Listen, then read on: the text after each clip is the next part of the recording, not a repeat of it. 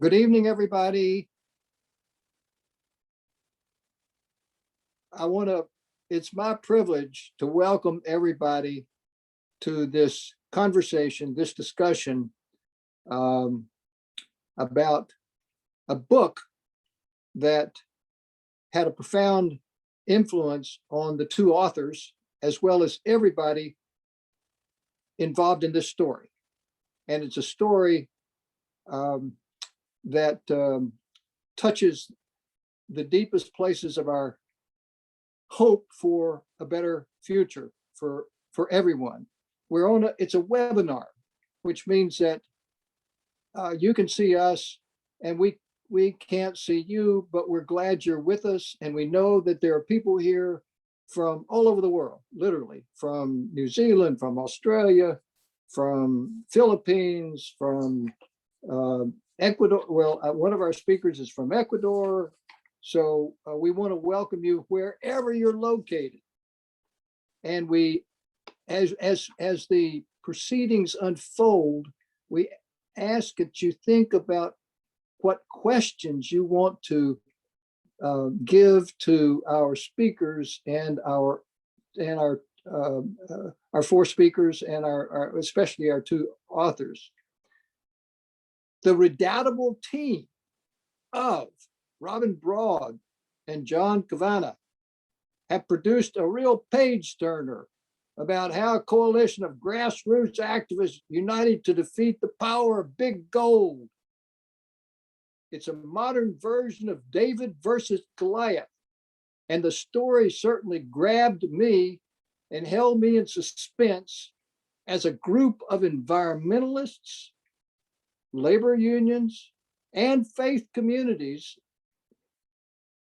It's an unlikely coalition, came together to block a Canadian firm from opening a gold mine in a fragile watershed in a mostly rural department of El Salvador.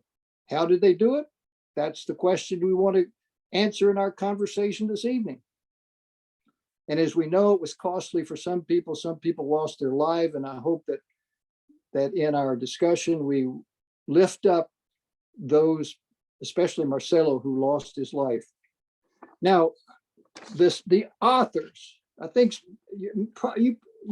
many of you have already been touched by the story, and you know these people, but I'm going to say this anyway. It's Robin and John are a husband and wife team who have been involved in Salvadoran gold mining saga since 2009. That's a long time. They helped build the International Allies group that spearheaded the global fight against mining in El Salvador. They have co-authored several books. I think this is one of their finest. Robin is an expert in international development and won a prestigious Guggenheim Fellowship for her work on this project, as well as 2 previous MacArthur Fellowships. She's a professor at American University. She served as an international economist in the U.S. Treasury Department, in the U.S. Congress, and the Carnegie Endowment for International Peace. John is the director of the Washington-based Institute for Policy Studies, an organization that collaborates with the Poor People's Campaign and other dynamic social movements to turn ideas into action for peace, justice, and the environment, trying to make this a more gentle and just world. Previously, he worked at the UN to research corporate power. And as I indicated earlier, I think this was a life-changing experience for both of them, as they freely admit. And if you read the book, it can be a life-changing experience for you. Luis Parata is kind of one of the lead protagonists in this book. He is Salvador's lead lawyer versus the mining companies. He's a graduate of West Point and Georgetown Law. Now sit on that a minute. West Point and Georgetown Law. An international lawyer He boasts a wealth of experience representing countries and investor state arbitrations and other aspects of public international law. He is particularly experienced in the International Center for Settlement of Investment Disputes, which is also a big protagonist in this book, which hopefully he'll have a lot, he can help illuminate exactly what this creature is and why it needs to be, there needs to be a lot more transparency about the way it conducts itself. He focuses his practice in Latin America, and he was the lead lawyer in this for El Salvador in the water versus gold case of Pacific Rim and the Republic of El Salvador. And as I said, he's a main character of the book. He also said that when he was asked by President Funes to represent the government of El Salvador, he said it was the best day of his professional life, as well as I remember from the book. Manuela Peak is a Carl Lowenstein Fellow and visiting associate professor of political science at Amherst College, professor of international relations at the Universidad San Francisco de Quito, Ecuador, where she resides right now. Her research tackles indigenous politics and sexuality in world politics and Latin America. In 2021, she helped lead a presidential campaign with her partner, Yaku Perez, in Ecuador, based on the defense of water. So prepare yourself for an exciting evening of discussion. And remember to be thinking about questions, and you'll all see on your device, whatever device it is, a Q&A function. So we will want you to type in your questions. So when the presentations have been completed, we can jump right into the Q&A. So John, Robin? Thank you. It's a pleasure to be here today, albeit virtually. Special thanks to Christiana Kasner, who has gone far beyond the call of duty in putting this event together. And to Joe, to Luis and Manuela, all three of whom are among our heroes and sheroes. Without Joe, John and I would never have met the Salvadoran water defenders in 2009. Without Luis, the global legal battle would have been lost. And without Manuela, we and the Salvadoran water defenders would not have been connected to the water defenders of Ecuador. And John and I could not be more honored than by the presence of so many of you attending this event tonight. As John and I thought about what we wanted to do tonight, we decided that the best way to introduce our book and these issues was first to get you into the story in much the same way we got into it. Second, to pull out some of the major themes, lessons, and questions that we found ourselves grappling as we wrote and reconstructed the more than 13 years of events. Third, Luis and Manuela will comment, Luis on the global battle and Manuela on the water defenders elsewhere. And then, of course, that will leave lots of time to dive into your questions and answers. So let me begin as John and I began in 2009. And to do that, I'm going to read for about 10 minutes from the introduction to the water defenders. For nearly 2 weeks, Marcelo Rivera's family could not find him.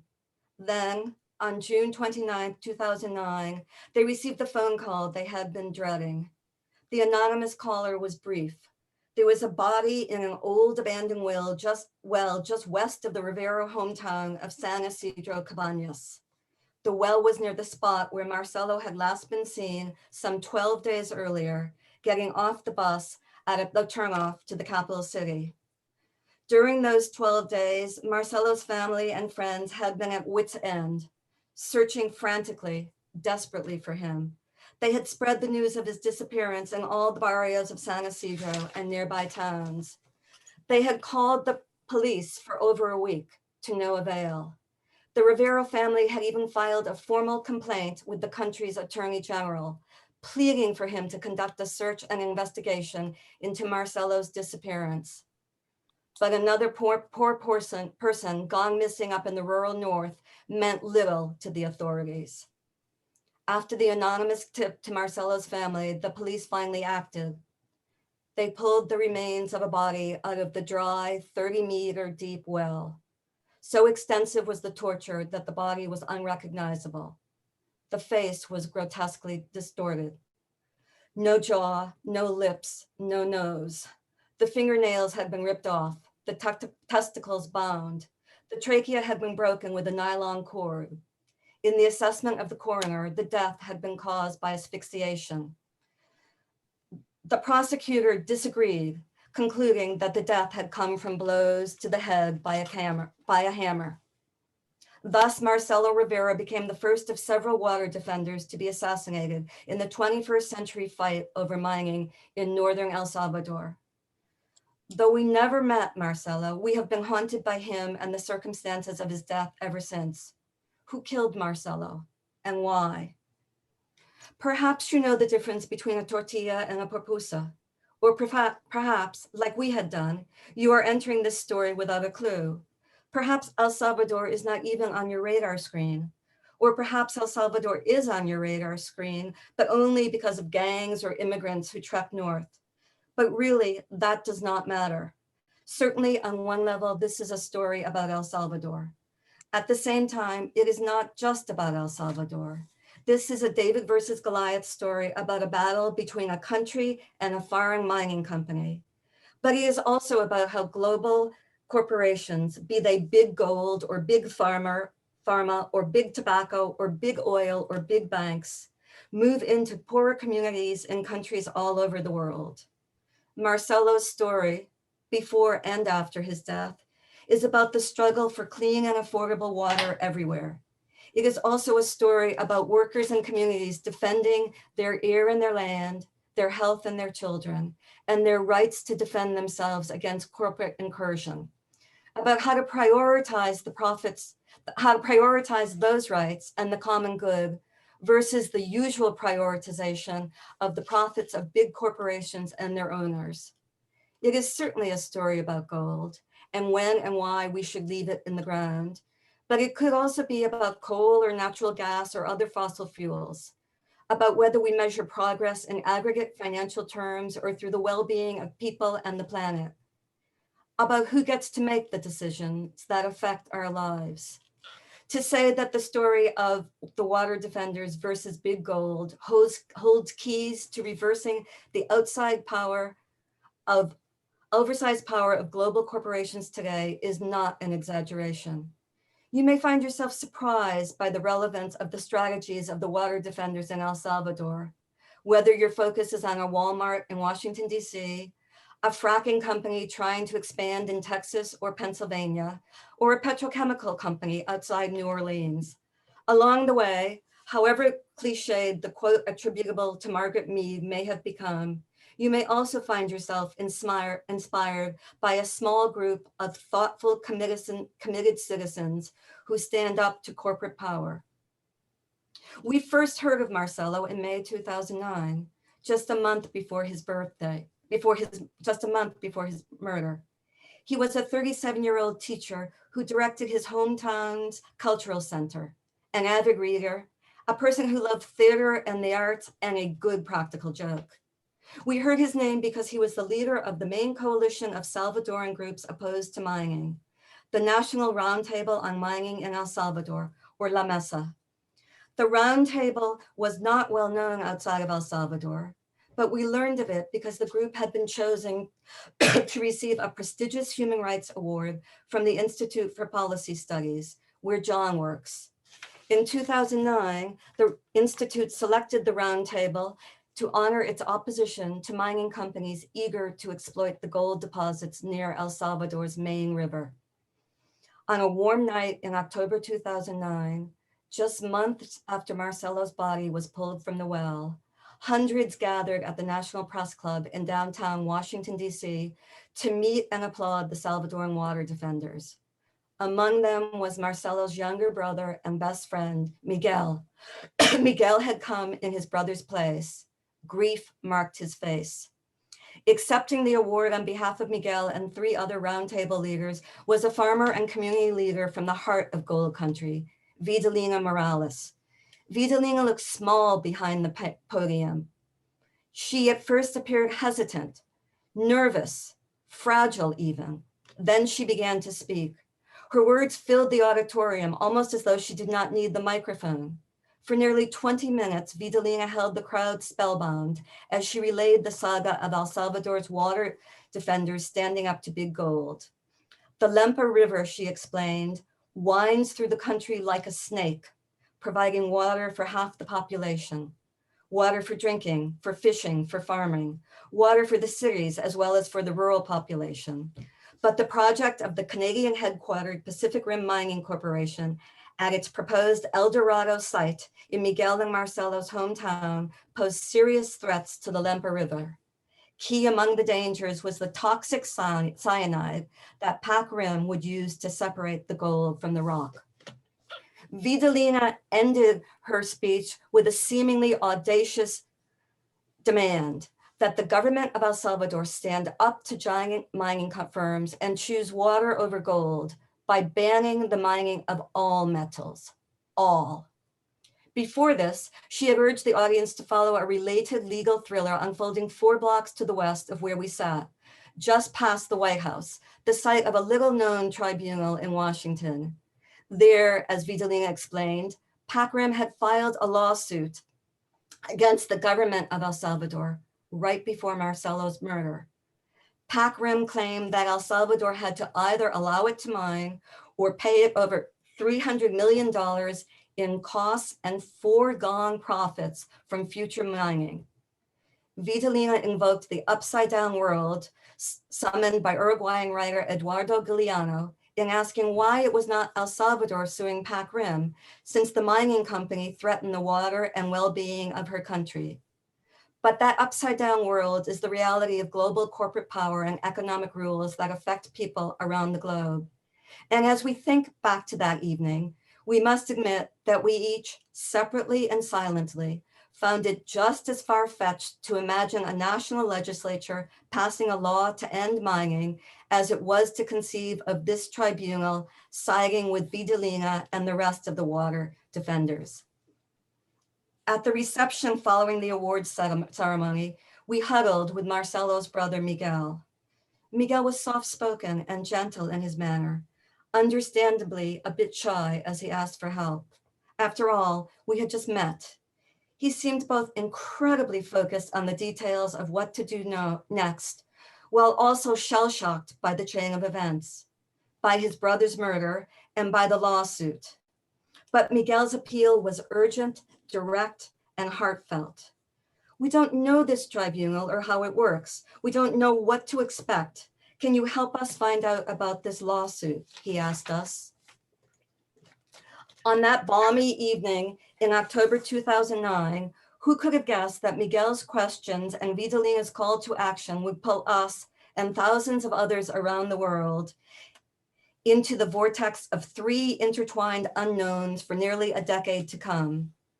First, there was the on-the-ground mystery. Who killed Marcelo and why? Not just who carried out the killing, but who was the mastermind. Second, there was the mystery at the national level. Could El Salvador possibly become the first nation on earth to ban mining, or at least move in that direction? And finally, the global legal thriller. Could little El Salvador possibly prevail against the global mining industry in Washington, D.C.? We too had no idea how these mysteries would play out. But as we joined the hundreds of people who streamed out of the National Press Club after the awards ceremony, we knew that we were hooked. John? Thank you, Robin, and thanks, Joe and American University for sponsoring the event. Huge thanks to Luis for joining tonight and for Manuela for coming off an exhausting campaign and joining us to share as well. Also, I want to just start with where Joe was. We really wish we were here in person with all of you, particularly looking at the list of people who are here. There's over a couple hundred of you, and you are having breakfast right now, some of you in Australia and the Philippines, dinner here. And in Ireland and the Netherlands, I have no idea what you're doing. Hope you're having a nice beer there. So my job here is to sort of set up the conversation, to whet your appetite with just a few of what we see as lessons from this story before turning it over to Luis and Manuela.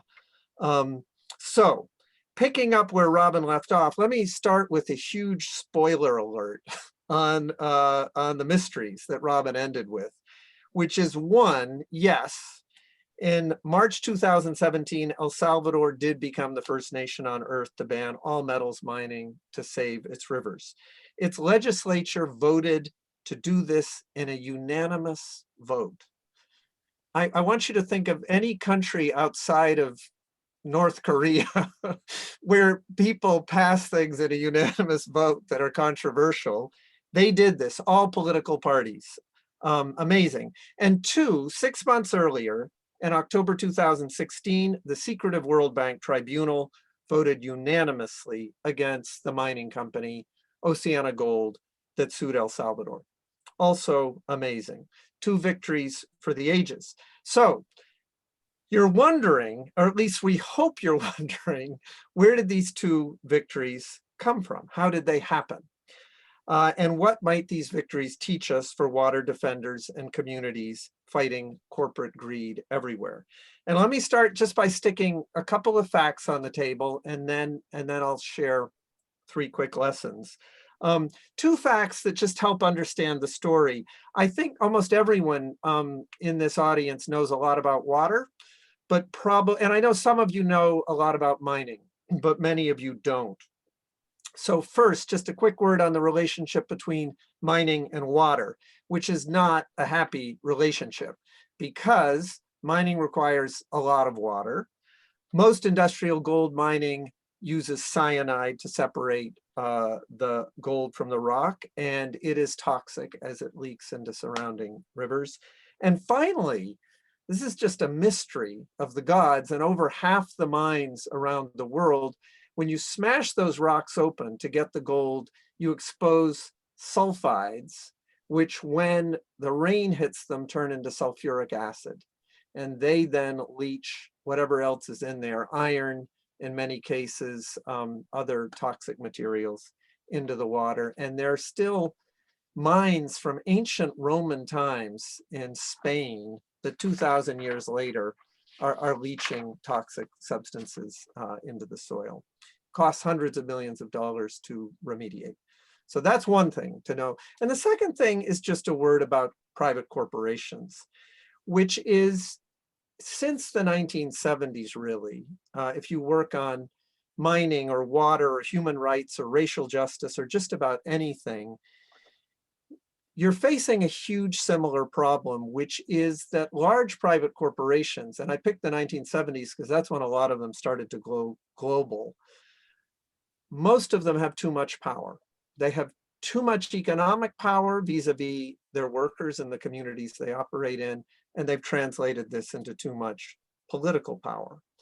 And as a result, community activists standing up to corporations have to take this into account. I absolutely don't want to suggest you never can win, because we're about to talk about how you win, but it's hard. This makes it hard. And this is an issue so it was an issue in the US elections. This is an issue people all around the world are grappling with.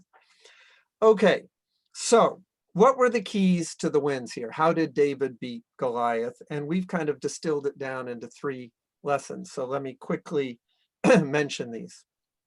1, the key is bottom-up power. The key is communities, in this case in northern El Salvador, those dependent on the river, spent a great deal of time learning about the impacts of mining. They went to Honduras, they went to other mines, they studied it, they learned hydrology, and in doing so, they became opposed. And then through their organizations, they did some of the most creative education that we've ever seen. Marcelo, who Robin started with, who was assassinated, was a cultural worker. So he used culture and laughter and plays. They did marches, they used community radio in a remarkable way. They used forums, they organized locally, and then they went nationally. And then at the moment of that evening in October 2009, they went global. So that's lesson number one. They never gave up. They were organized. They were the most effective. This is true of the environmental justice movement in this country. It's true of the movements that Manuela will talk about. That is the key at the core. Second, and maybe this feels obvious, but we found that a key to this, and we've shared this a lot with groups in the Philippines who are fighting the same mining company, and in New Zealand and in Australia, they led with a positive message. So they didn't lead with, we are the coalition against mining. They led with, water is life, water not gold. They put the right to water at the center of what they were doing. And it turns out that's a hard thing to argue against. So that was the second, and you all know this is the rallying cry of social movements the world over now. Water is life. From the Standing Rock Sioux to the Apache stronghold in Arizona, to the fights against Nestle and Coca-Cola in many parts of the world that are sucking up water to sell and make a profit off of, to the many campaigns all over the world against the privatization of municipal water systems. Water is life. Okay, and finally, three, build as many allies as you can, especially if you're up against what seem like impossible odds, as we sensed them when Vidalina laid this out in 2009. And this is both likely allies and unlikely allies.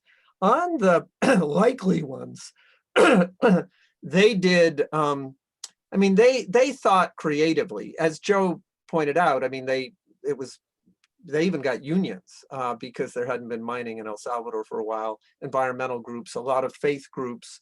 They went from local to national. And then when they went global again, and here the book gets into this in some depth, people at IPS were central to this, our colleague Manuel Perez Rocha and others. We looked both for people who really knew El Salvador and worked in Central America. We looked for people who worked on mining or on water. And we looked for people who were working on the trade and investment rules that have empowered this secret tribunal. We looked everywhere. And it was interesting, the AFL-CIO in the US said to us, when we asked them to join, they said, what do the unions in El Salvador think about this? And we didn't know in the beginning, in part because there had not been industrial mining for a while, but the unions in El Salvador gave the green light, and all of a sudden we had the International Confederation of Trade Unions with its 180 million members at that point, joining our petitions. So likely allies, but the trick here, and this is where we really give credence to the genius of the people on the ground in El Salvador, was figuring out unlikely allies, because they weren't going to win it just with progressives, obviously. So part of the fun, interesting parts of the book are meeting other people, like a founder of the right-wing party, Arena, Death Squad Party, who later in life became an environmental minister and cared about the law. A conservative Opus Dei archbishop in El Salvador who turned out to have a degree in chemistry and who therefore knew the effects of cyanide. A former military officer who became one of the most skilled lawyers. That guy sitting right here, Luis Parata, who you'll hear from in a minute. A legislator of the right-wing Arena party who cared about water and the environment and was open to being educated by the water defenders. And this is a fun part at the end, a governor from halfway around the world in the Philippines who was fighting the same mining company, Oceana Gold, and who traveled around the world for the critical part of the fight. These unlikely allies made the impossible possible. Okay, these three lessons are true of almost any battles that involve big corporations. And I'm curious, we really haven't talked to Manuela about this, whether they found any of these unlikely allies in Ecuador as they built and won certain battles. Let me end by putting on the table two interesting sets of questions that grow out of these victories and out of the lessons. And one just has to do with mining and development, the larger development issues around mining, which is, you might be sitting there asking, are these water defenders in El Salvador who succeeded in stopping mining, are they outliers, or are they part of something bigger? And also a related question that is, I'm sure, sitting there as you're surrounded by metals or materials that are made out of metals, which is, can we ever safely mine gold and other minerals or not? And I won't go into the answers except to say yes, movements have convinced or pressured or forced their governments to restrict mining in a number of countries, including Ecuador. And there's been some fascinating work on the sorts of places where you would not want mining in any country. Indigenous lands, lands of rich biodiversity, lands that are prone to earthquakes or typhoons.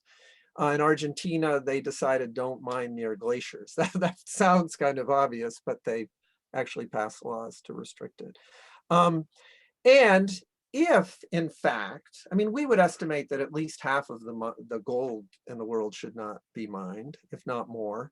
If you're not going to mine a lot of things, can we up the amount that we recycle? It's interesting, currently in the US, about 30% of metals is recycled. We would need to get that up to 80 to 90% to stop a lot of this mining. Can we do that? So, and as we'll get into with Manuela, the debate on mining is really related to a larger debate on development.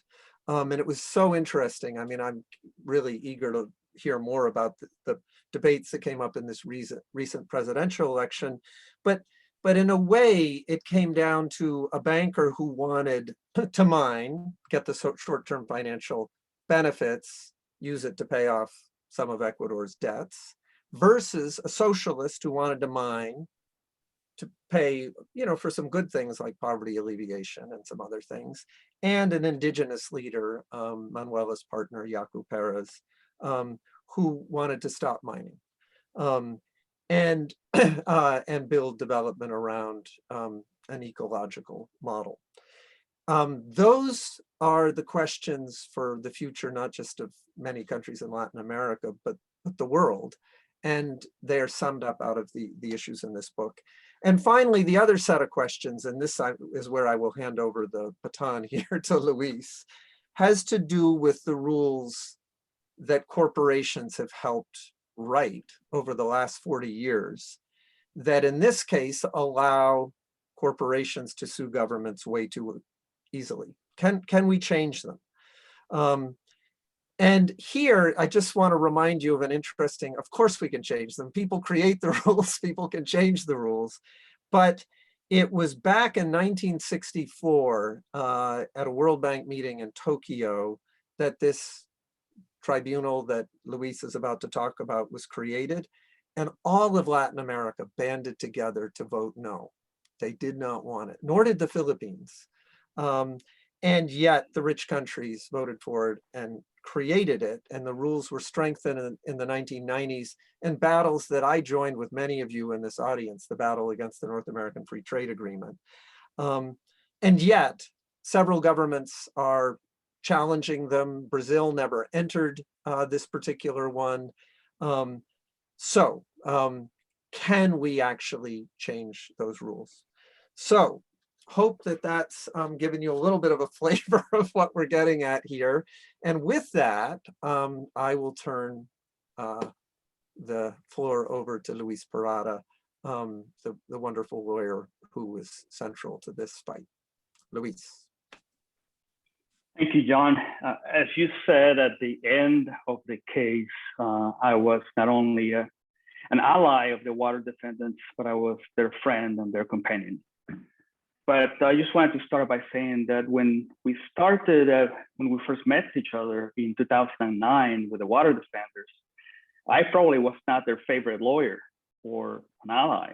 They probably saw me as an obstacle. And I'll explain to you why. I attended that award ceremony at the National Press Club, and I met Vidalina Morales and Miguel Rivera and the other representatives of La Mesa that were there. But we just shook hands and I told them who I was and everything. But the first substantive meeting we had was in El Salvador a couple of months later at the presidential palace. I was in El Salvador on a fact-finding mission, and the legal advisor to the president, President Funes, asked me if I could join him in a meeting with the water defenders. And they were there because they were pushing for their goal, which was for a law that would ban all metallic mining in the country. And the legal advisor asked me to explain to them why that was not possible. And that was impossible to do. And as I explained, while the arbitration was going on, because changing the laws, changing the rules in the middle of an arbitration was going to be counterproductive to El Salvador. So I asked them, please have patience. Let us finish this arbitration. And then at the end, you can push for the law. And as a matter of fact, I made a deal with them. And I said, you bear with me during the arbitration. And at the end, I will help you. And that becomes a stronger commitment through the years, because by learning the case, I learned that they really had a point, and they were right, that El Salvador was not a good country to have gold mining. So I became convinced of their message through time.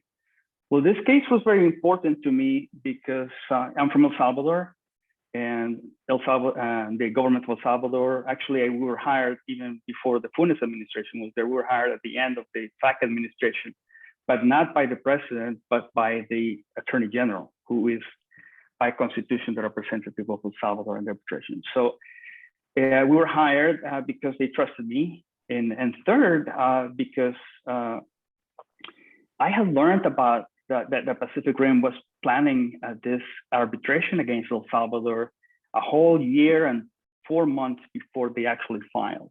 And that's because the lawyers for Pacific Rim contacted me and actually offered me a job.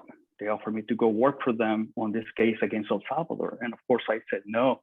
And I started trying to alert the Attorney General of El Salvador about what was coming up.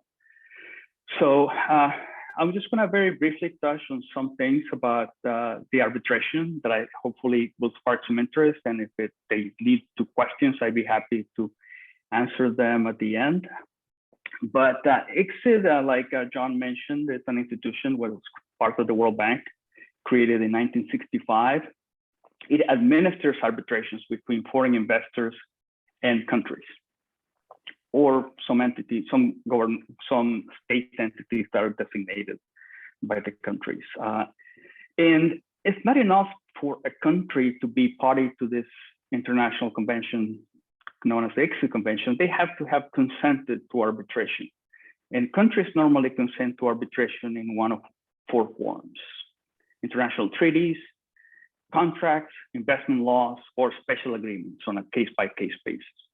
Well, this case by Pacific Rim against El Salvador was started, normally it's only one invocation of a source of jurisdiction to have a case, but this arbitration by Pacific Rim started invoking 2 arbitrations. So in essence, it was 2 arbitrations packaged in one.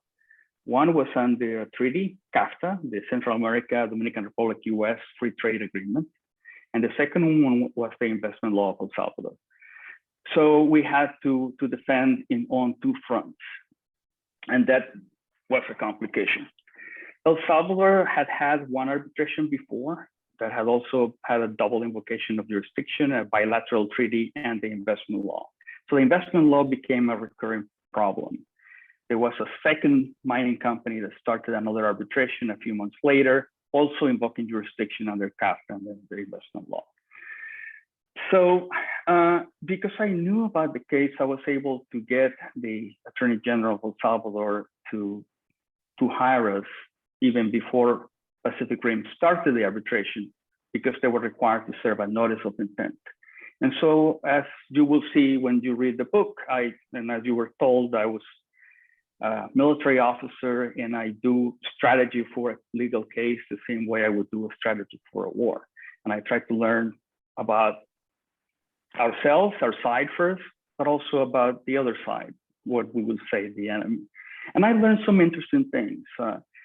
I learned that the company that had started, that was used by Pacific Rim, a Canadian company, to start a CAFTA case, of which Canada is not part, was a shell company that has been incorporated in the Cayman Islands, which also is not part of a CAFTA country. But Pacific Rim changed the nationality from the Cayman Islands to the United States to try to take advantage of this arbitration. I also learned that that change of nationality happened when there was already a dispute against El Salvador. So, but right there were some jurisdictional issues that were calling for attention. But also, I tried to ascertain the objective of Pacific Rim.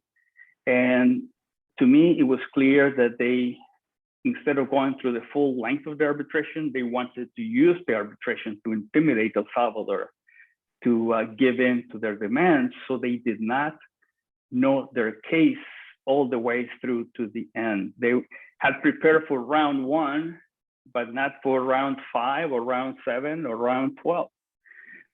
So we designed a strategy where we would try to win the case early, but if we were not successful, our case would grow stronger with time with each different phase, and but Pacific Rim's case would get weaker. And that's actually what ended up happening. So I won't go into any details because of time constraints. I just like to share with you a few of surprises that happened. One, the surprise was to see this using this shell company with a changed nationality.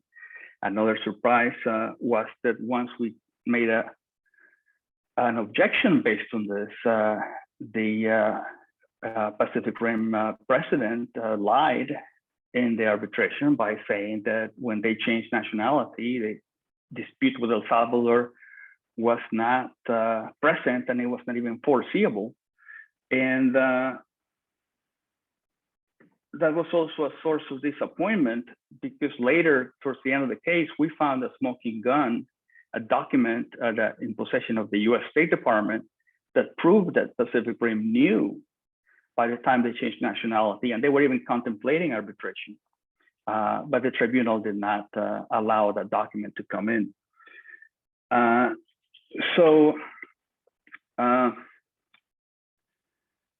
Finally, another surprise and disappointing development was that even towards the end, when Pacific Rim went bankrupt in the middle of the case and was acquired by another mining company, Oceana Gold, they entered into secret and unauthorized settlement talks with certain government officials, and that was a big surprise. They were trying to sell the case to allow Oceana Gold to mine with some clever changing in relationships, but they were all based on the premise that El Salvador would lose the arbitration. And that's when I had to come in and stick my neck out and guarantee to government officials and to the Attorney General of El Salvador that I gave more than 90% probability that El Salvador would win. And I was holding my breath, but it was true.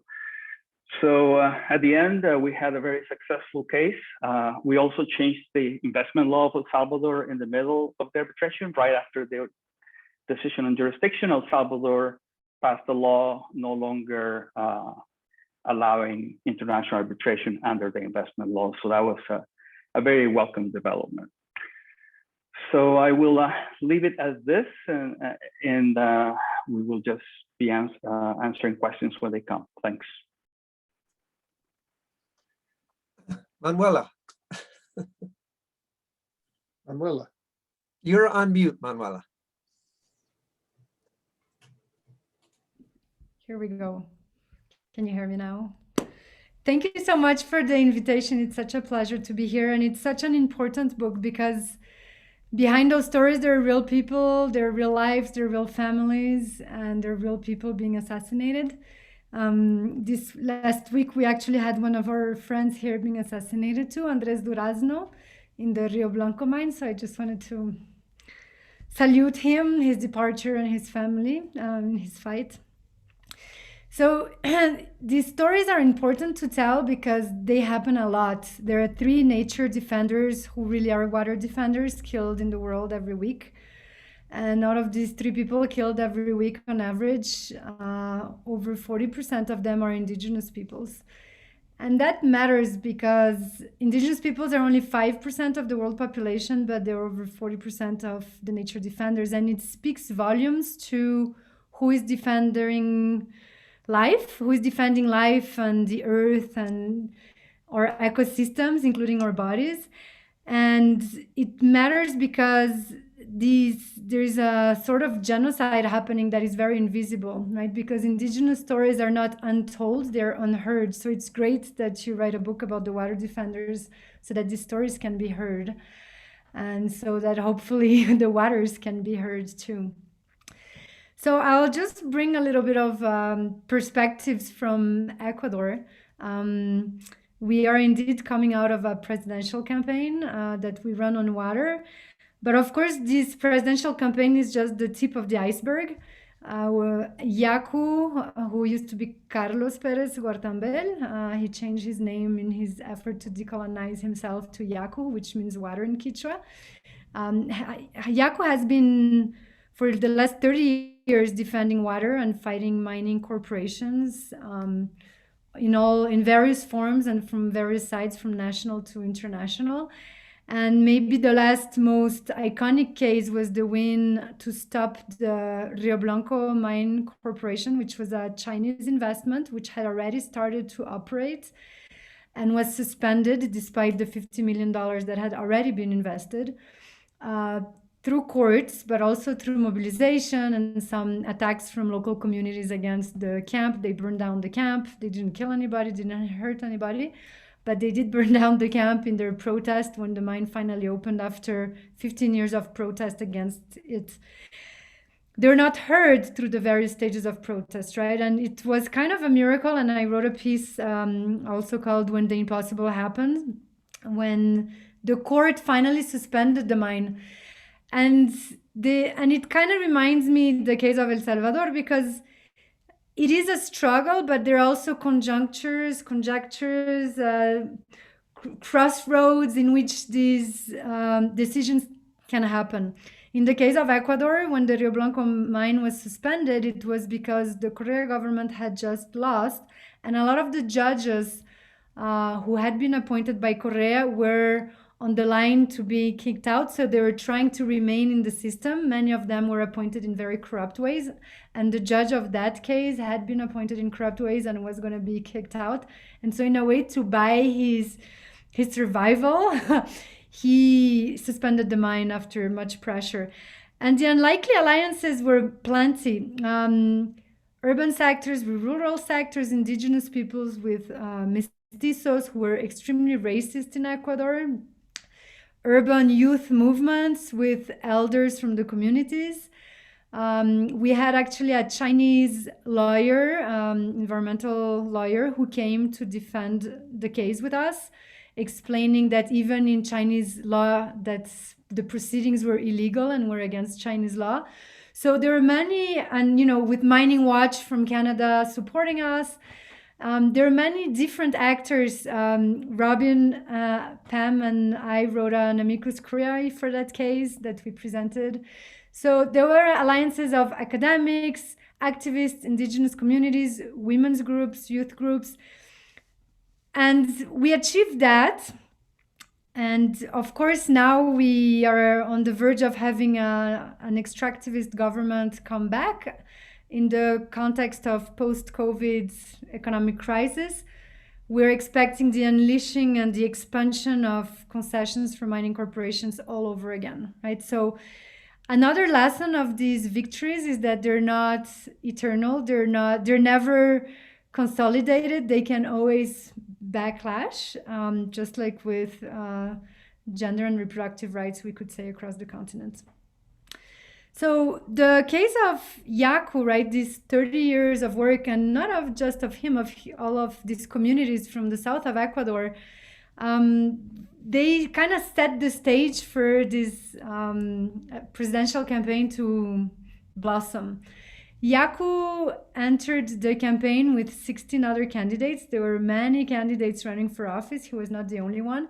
And he came in alone with, he jumped into the ocean, right? With no team, with no money, and he didn't want to have dirty hands. So he didn't want the money of any bank, of any big business, of anybody. And of course, his bases here are people who do not have money to contribute to the campaign, not like AOC or other American candidates. But we started with a very poor campaign. I remember in December when I joined the campaign, I told him, okay, let's go into, we use social media a lot, especially during the COVID times. A lot of people were home. And I asked him to go into Instagram, into his Instagram, to see how his page was, etc. And he didn't have enough credit on his cell phone to go into Instagram.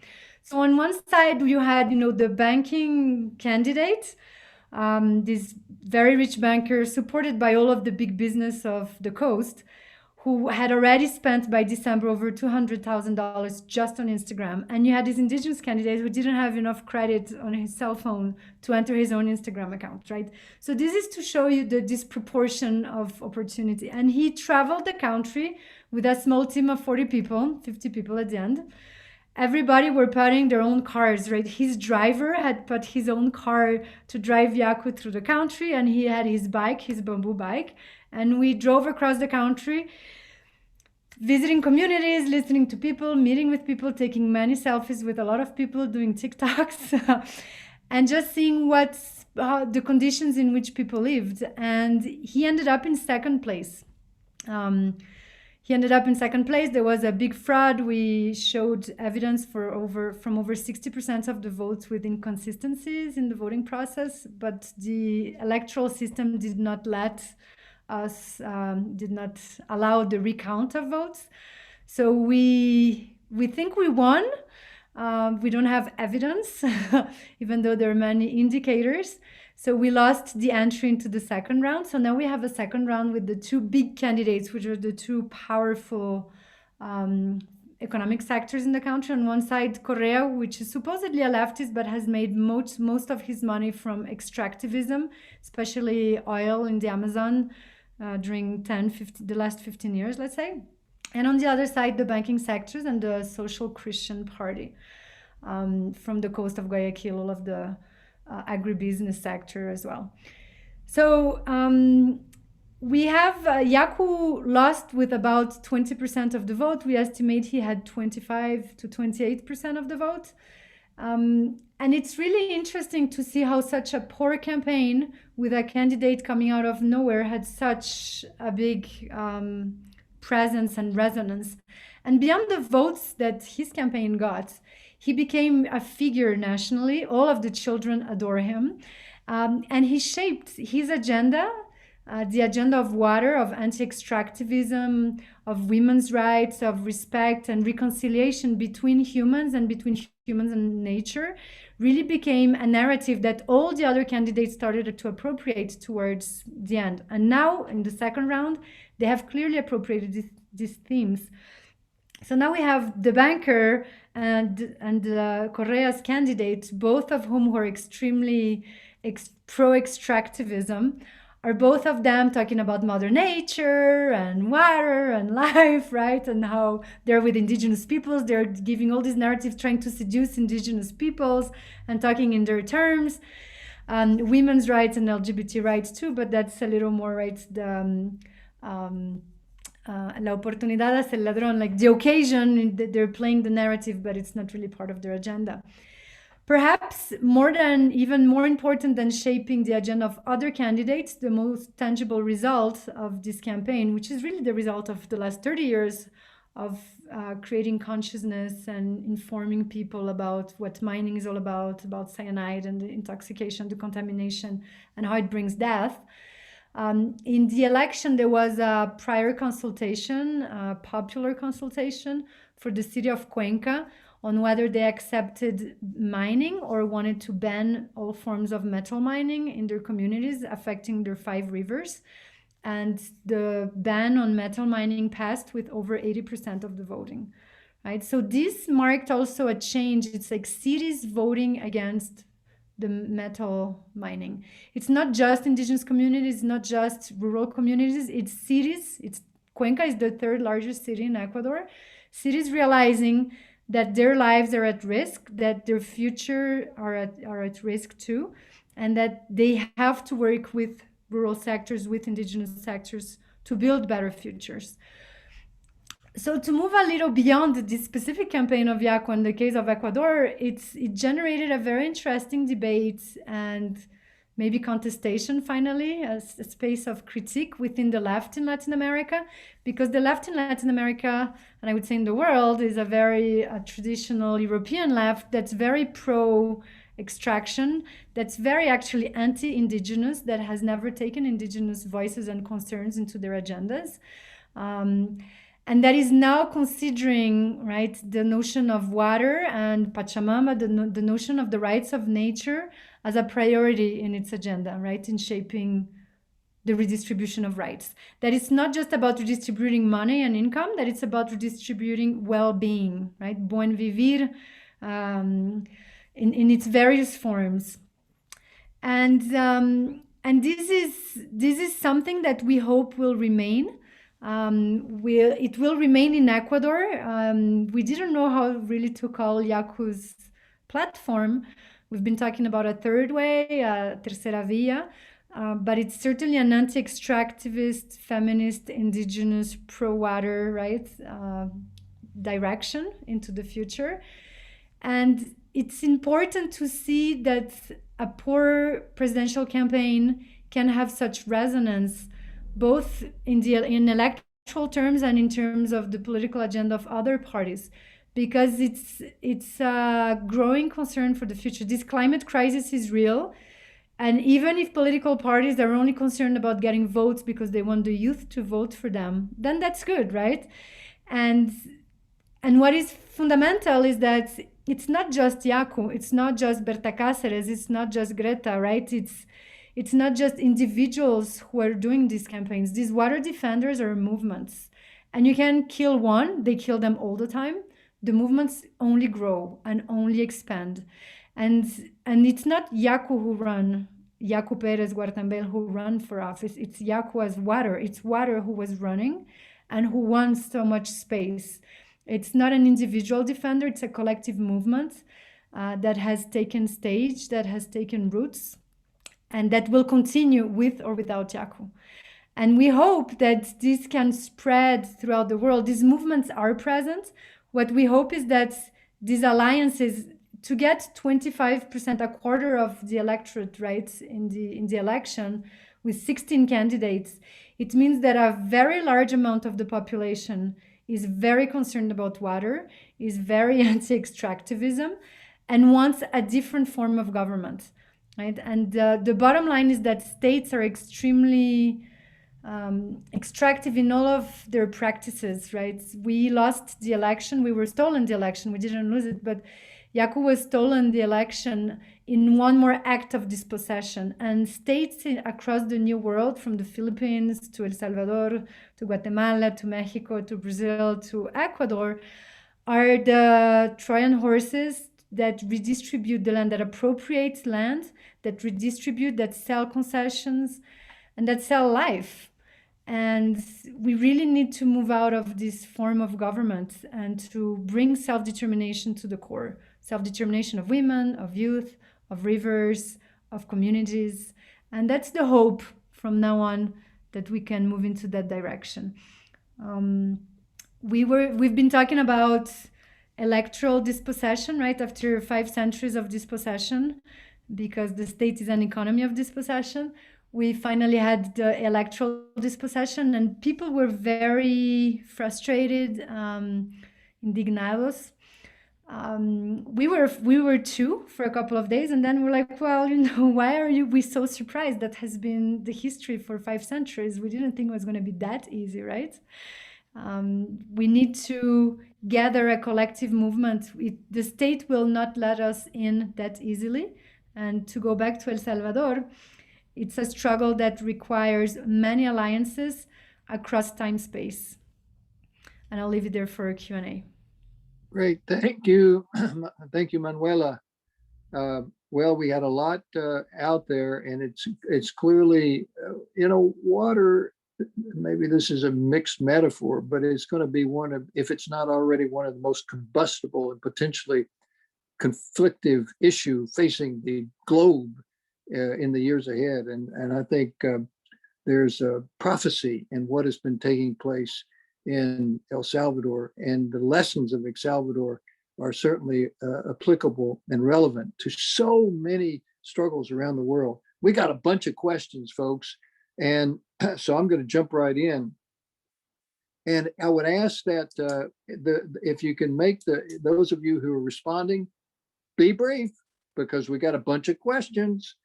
For example, did you ever meet with the company representatives? 1, 2, who was your favorite unsung, unlikely hero along the way, or shiro along the way? So I'll start with the company question. So the company refused to meet with us. We were at events where they were. Luis is the one who probably was in more at hearings with the company, but that was a problem for us as we contemplated writing the book. And as someone said, the book is the whole story of these victories, and the book itself, as we recount these stories, is filled with twists and surprises. I tend to call them serendipity. Joe and others of you in the audience may call it fate. But as we were agonizing over the fact that we couldn't write the book because we had no one in the company who would talk to us, a box of documents, a trove of documents fell into our laps. I won't go into the details of how we got them, but these were internal memos. We got them legally. They were internal memos from the key mining company, PACRIM, which then was bought out by Oceana Gold, but also from other companies. So we had access to even more honest recountings from top company officials. We had emails, we had notes by student spies who were part of the water marches and who the company paid to sit in on different events. And that's so in the book, not only do we allow the water defenders to speak for themselves, but we also allow the company to speak for itself. I should be very clear. We approached the company a number of times to speak to them, and they just weren't interested. John, do you want to take it from there? Just a quick, fun, unlikely hero. At the end of the fight, the mining company, Oceana Gold, said, look, we are a responsible mining company. If you could just see our mine in the Philippines, you would see how responsible we are. And we thought, man, they picked the wrong country. So between Robin and me and John, you should have, because we had lived in the Philippines. We lived in the Philippines, but then also Mining Watch in Canada had connections there. The University of Central America had money to bring someone. And we ended up bringing this amazing guy who had been a movement person in his youth, now is the governor of the province where Oceana Gold has a giant open pit mine that is killing fish and polluting the water and creating horrible conditions there. So he flew all the way around the world. There's a beautiful scene of Luis and Robin and the University of Central America guy, who many of you know, Andres McKinley, sitting down with this incredibly jet-lagged governor who became sort of a folk hero in the last week. He testified before Congress, he went to forums, he met with the president, with Robin and others. And he said he showed before and after pictures of responsible mining, and that helped turn the tide. Luis, why did you think you would win if the arbitration case went for round 2, 3, 4, 5? Why did you think you were going to win?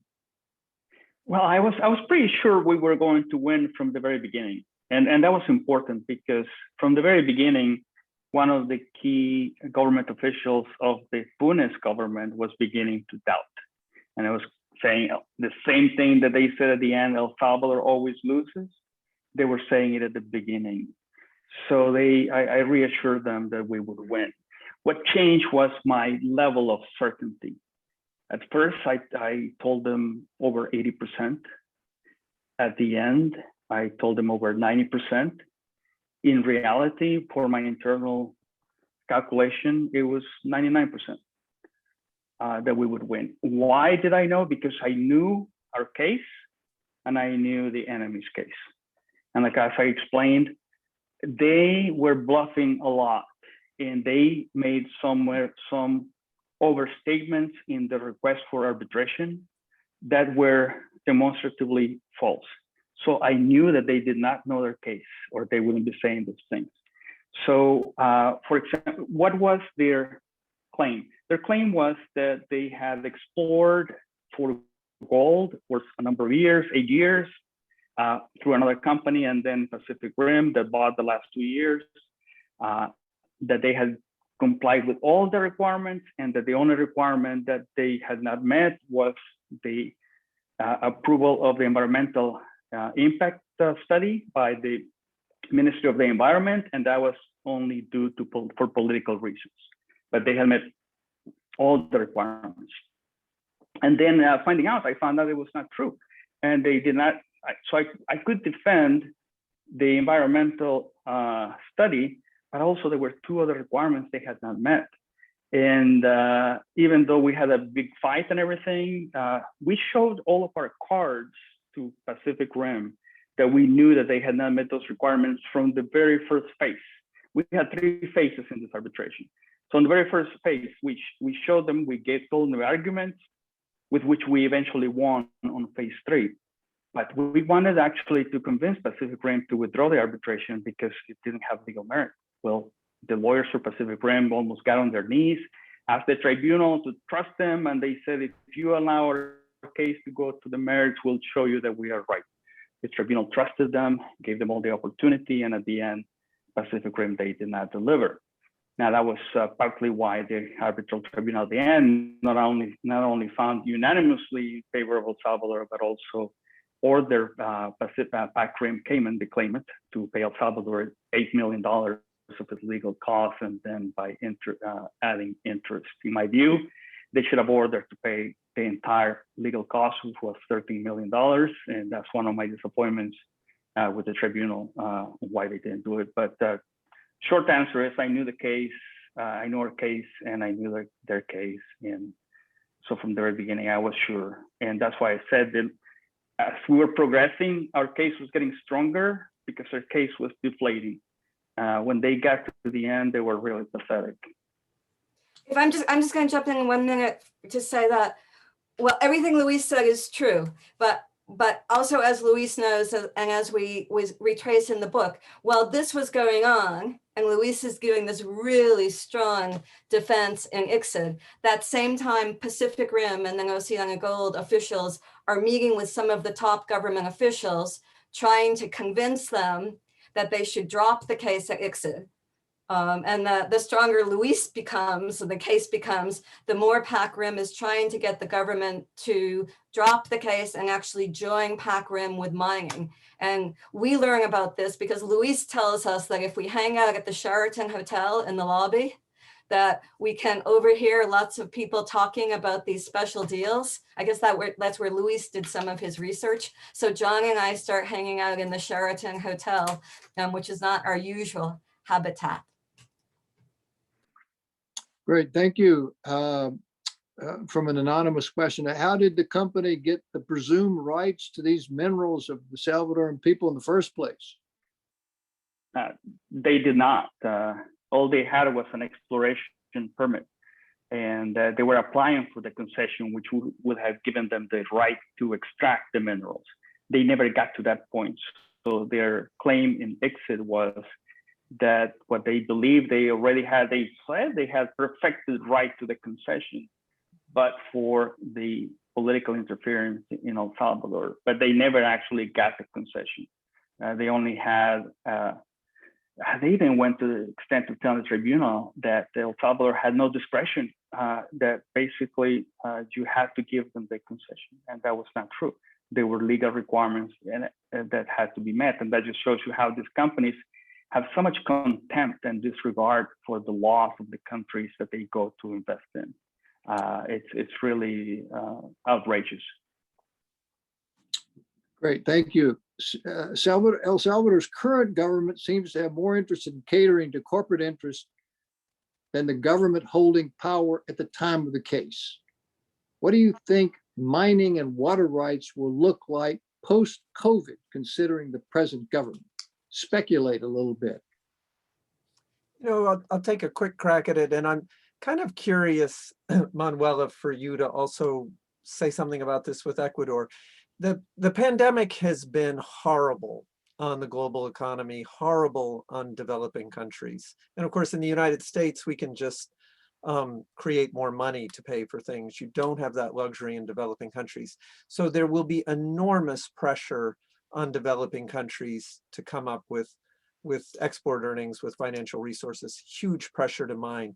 Even we've heard in Costa Rica, a country that rejected most mining and instead built its economy around environment, there's even consideration of mining there. So it's going to be huge pressure in El Salvador, I suspect in Ecuador, to mine more, and it will take an enormous amount of resilience. I mean, I think the great thing about El Salvador, and this is where the movements were so key, and Manuela was just talking about this in Ecuador, is all that education. By 2015, a poll showed that 4/5 of the people were against mining.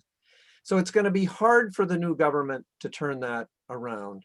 The water fight is a big one. I mean, as the questioner is alluding to, there's a big fight over an attempt to privatize water in El Salvador. And again, COVID makes it harder to fight back. I don't know, Manuela, if you want to add anything on the Ecuador side. Yeah, that's a very good point. The COVID, I mean, before COVID, it was already a little hard.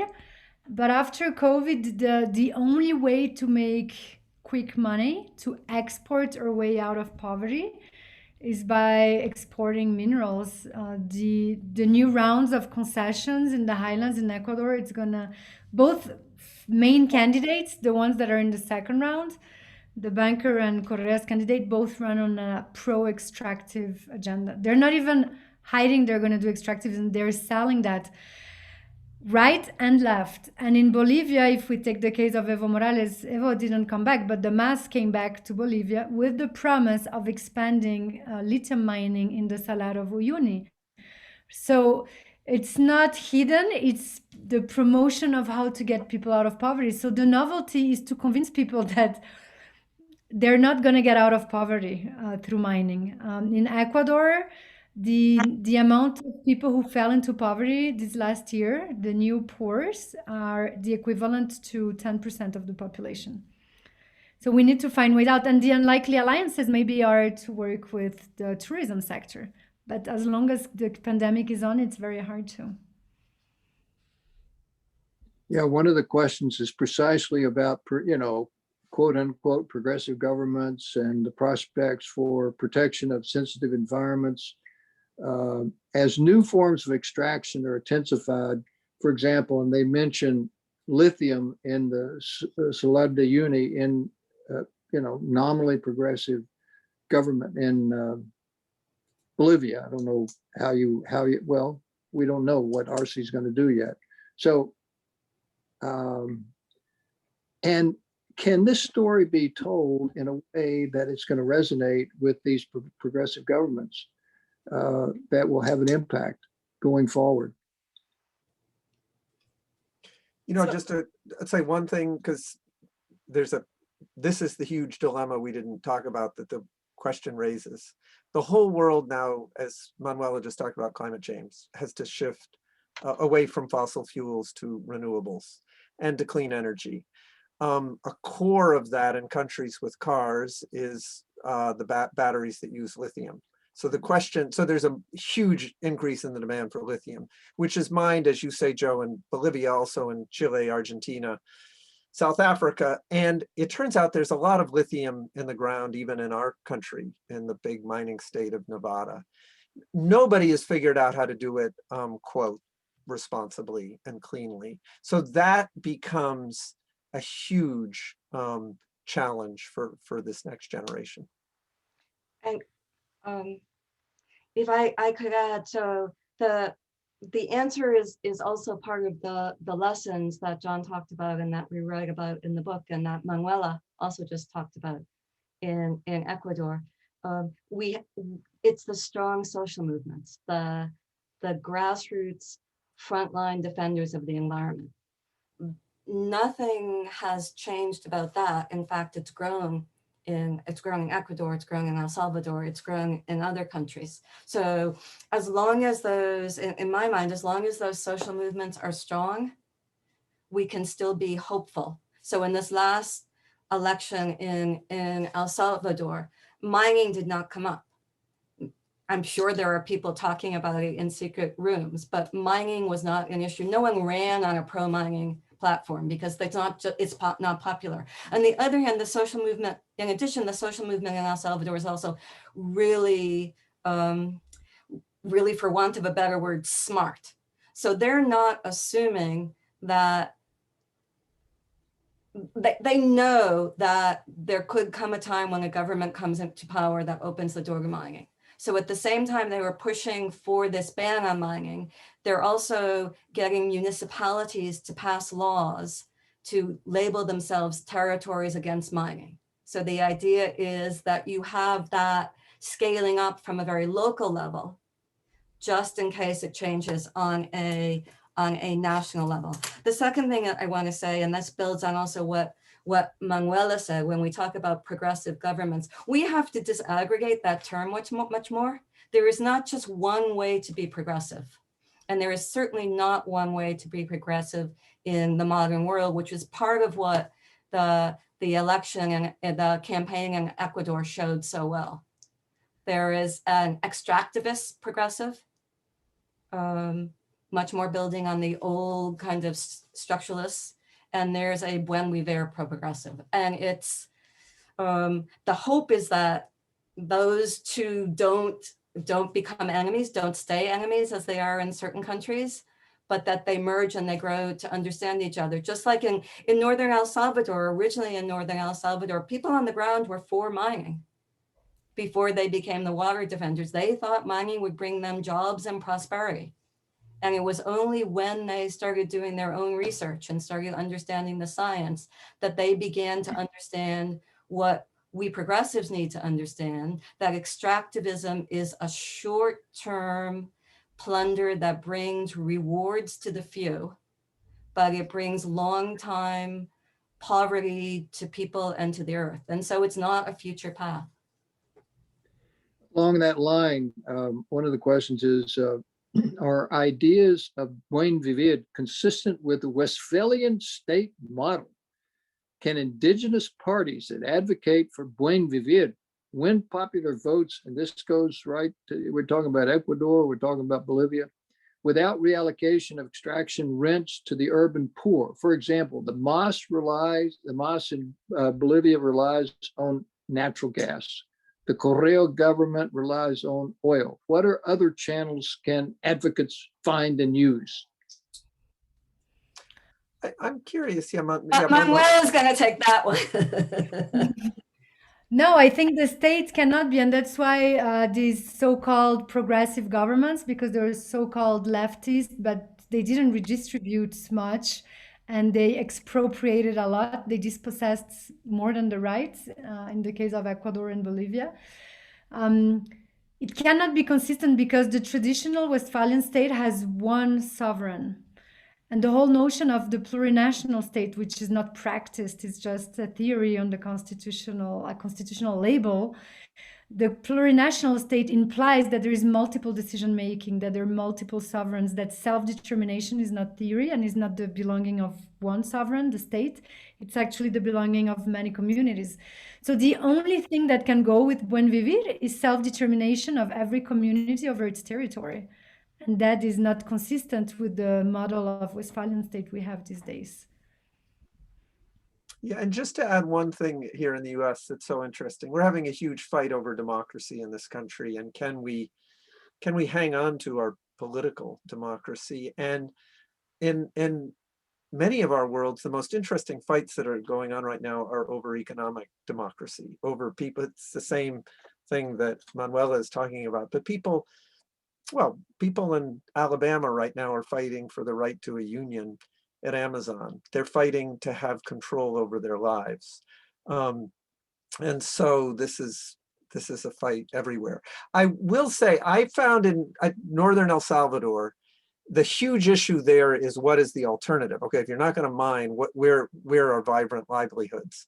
And the people, the water defenders, are the top people in leading a sustainable agriculture future for the North, and innovating and bringing in different people from different places, farmers sharing different techniques and all.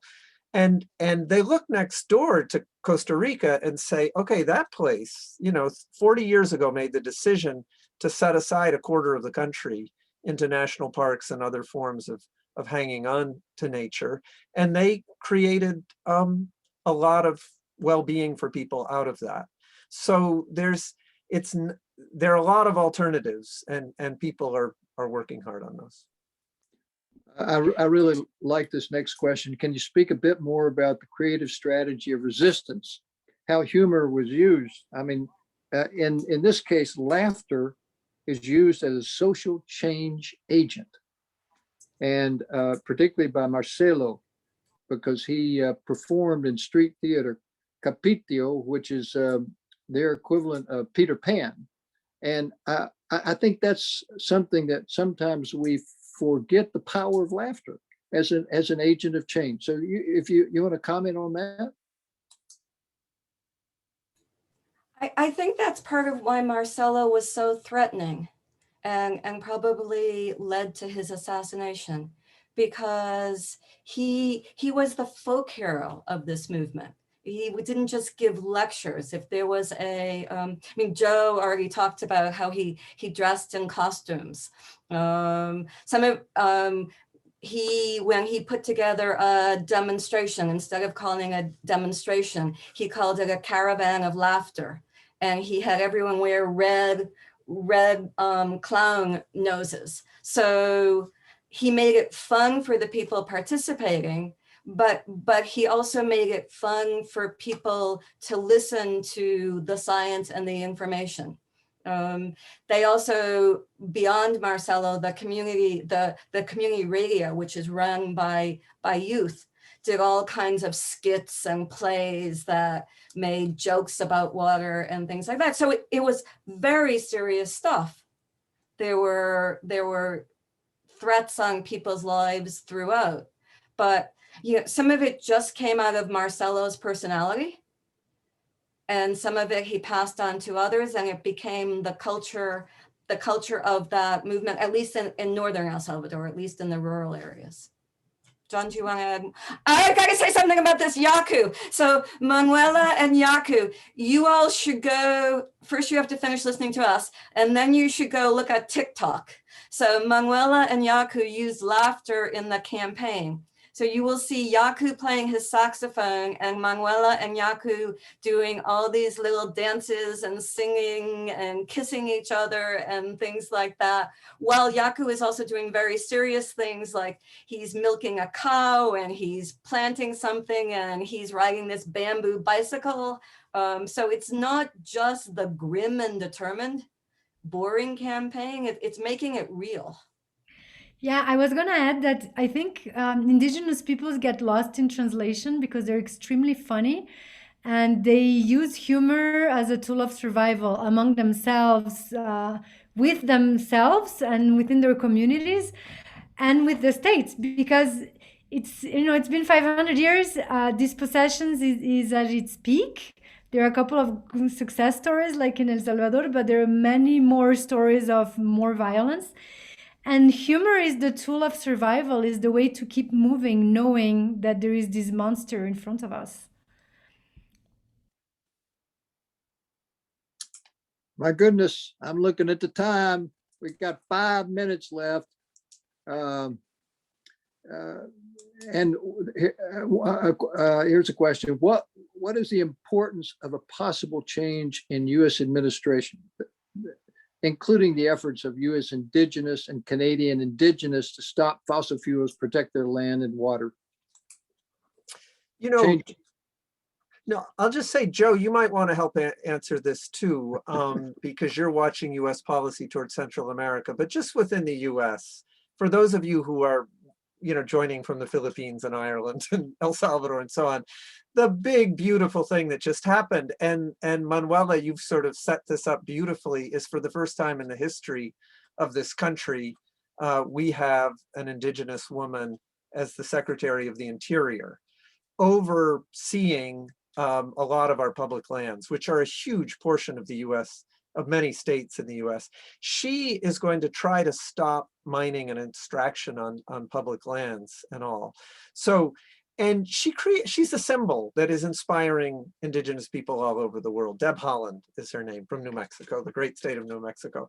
However, the interesting question I have, and Luis, you might have thoughts on this too, is can this US administration, which is not very creative in the way it thinks about assistance to other countries, can it actually give assistance to Central America in a way which doesn't strengthen the authoritarian government in Honduras, the Bukele government in El Salvador, but which actually helps people? We don't have a good track record of that in the United States. We get it wrong about 95% of the time. So is there a chance that this administration could do something right around that aid agenda? And I think the jury is out. I don't know if any of you, Joe, if you have thoughts on this, or Luis. I just wanted to add that the Bureau, the Secretary of the Interior is in charge of the Bureau of Indian Affairs too, right? And Yes. the whole notion of definitional violence and who gets to define who is indigenous, who gets to define land, who gets to define borders, comes into the game. But can one woman alone change the whole structure of Westphalia? I don't know. We have an intervention from the Voice of the Water Defenders audiobook saying it's a tremendous honor to lend my voice to this story. Will the book be translated into Spanish? Jimena, I saw your name on the people who was registered and I was so excited. So I wish I could call Jimena up here, but I can't. So just everyone, we have a wonderful, wonderful audiobook. Jimena, actually, I'm sure Jimena knows this. You won the audition. We listened to a lot of people reading those 4 or 5 paragraphs. Beacon Press, which published the book, and we are looking for a Spanish publisher. It takes a while. It's usually about 6 months after the book comes out in English. But any of you who are out there in the audience and you have connections with, the book needs to be translated, so we need a publisher who would translate it. And then obviously we want the book to be available in El Salvador, and we hope Manuela and Yaku and others want it in Ecuador and other places. So that's, we actually told the water defenders when they were helping us on this book, we had translated chapters in Spanish and brought it down to them so they could read it and react to it. But there's not the quality for a book in that translation, but we committed to doing everything we could to getting a book in Spanish. So I guess, Joe, if you were asked me what's our one disappointment thus far, besides the fact that people were murdered, obviously, and we mourn those as we celebrate the victories, our one disappointment is that we haven't gotten this book out in Spanish at the same time that it's out in English. But that will happen. That will happen. And folks, we are at our witching hour. We're going to have to close down, but we're profoundly grateful to the School of International Service, to American University, to all the folks who brought you this program, Christiana especially, the tech support, all of the questions. I wish I could have gotten to all the questions. I couldn't get to all the questions, but the speakers have access to the questions. And I think many of the speakers know the people who are posing the questions. And so we will just have to have another session, I suppose. We'll just have to do this again. And if you haven't gotten the book, well, come on, get out there. And if you can find a bookstore that's owned by someone other than Amazon, please find your local bookstore, especially those bookstores that are owned by people of color. Go get it there. And it's a wonderful read. It's a fun read. It goes quickly, and the characters are engrossing. And my compliments to both John and Robin. It's and I think this is going to reverberate. I think this book is going to have legs. It's going to reverberate for quite a while. So I want to say thank you all for joining us. And I suppose this is wherever you are. Good night and thank you. Good morning, Manila. Good morning, Manila. Thank you.